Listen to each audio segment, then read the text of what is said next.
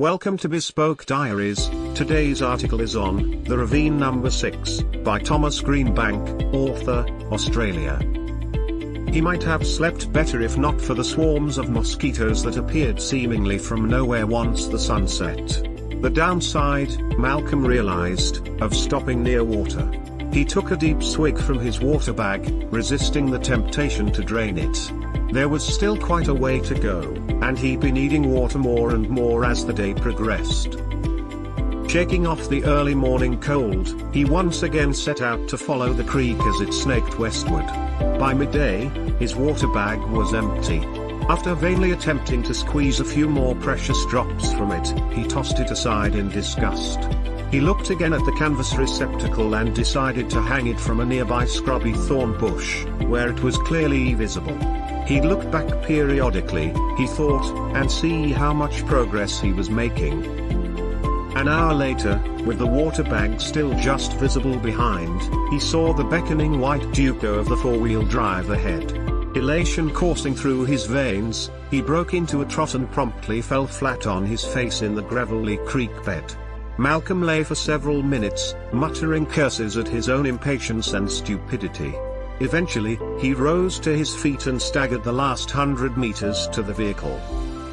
There was no key in the usual location. Malcolm felt across the top of each wheel in turn, before resigning himself to the fact that Wally must have had the keys with him. They were probably in his pocket when he disappeared. Wally, he remembered, had slept fully clothed.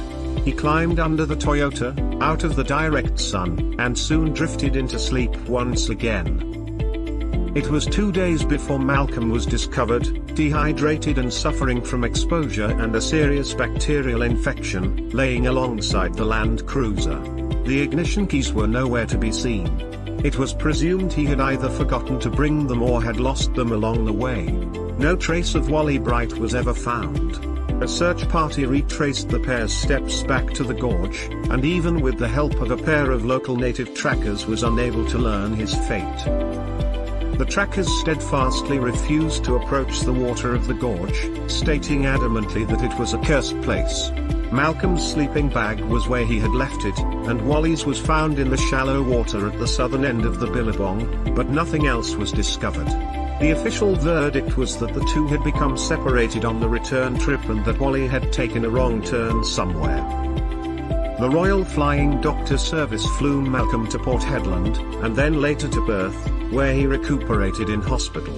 Malcolm Kindade's memories of that tragic series of events never came back entirely. He remembered his brief swim, and the visit to the cave, but little afterwards. Thank you for your time. Don't forget to like, subscribe and share. Do leave your thoughts in the comments section below. For similar type of article, please reach us at contact@thebespokediaries.com, or you can visit our website www.thebespokediaries.com.